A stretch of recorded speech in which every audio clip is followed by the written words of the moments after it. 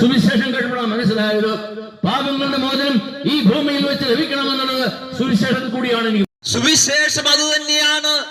യേശുക്രിസ്തു ഭൂമിയിലേക്ക് വന്നത് കഷ്ടമനുഭവിച്ച് മരിക്കുവാൻ വേണ്ടിയാണ്.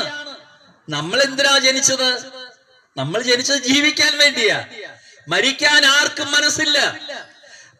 80 വയസ്സായാലും 90 വയസ്സായാലും മനുഷ്യന് മരിക്കാൻ ഭയമാണ്. മനുഷ്യന് ഏറ്റവും ഭയമുള്ള കാര്യം മരിക്കാനായിട്ടാണ് ഭയം. അതുകൊണ്ടാണ് ഒരു ജലദോഷവും പനിയും ഉണ്ടാകുമ്പോൾ ആശുപത്രിയിൽ പോകുന്നത്.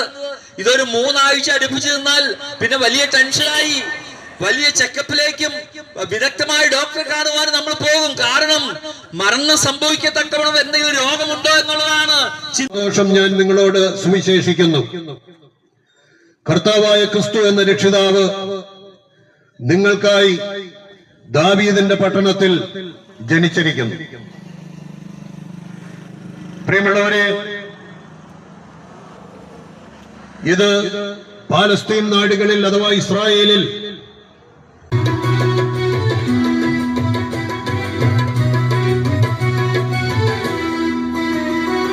കൃപയാലത്രേ ആത്മരക്ഷ, അത് വിശ്വാസത്താൽ നേടുക. വില കൊടുത്തു വാങ്ങുവാൻ സാധ്യമല്ല, അത് ദാനം ദാനം ദാനം. കൃപയാലത്രേ ആത്മരക്ഷ, അത് വിശ്വാസത്താൽ നേടുക. വില കൊടുത്തു വാങ്ങുവാൻ സാധ്യമല്ല, അത് ദാനം ദാനം ദാനം.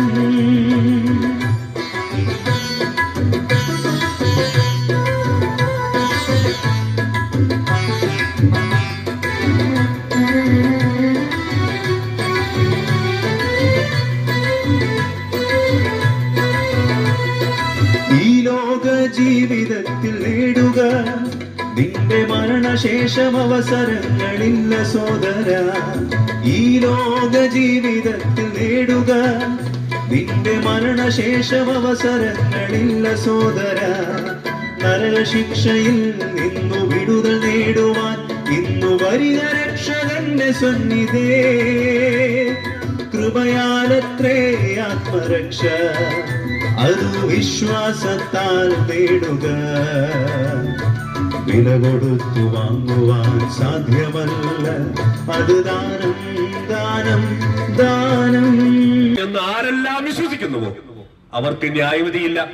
പിന്നെയോ യേശുക്രിസ്തുവിനെ ആരെല്ലാം കർത്താവായ യേശുക്രിസ്തുവെന്ന് ഹൃദയത്തിൽ വിശ്വസിക്കുവാൻ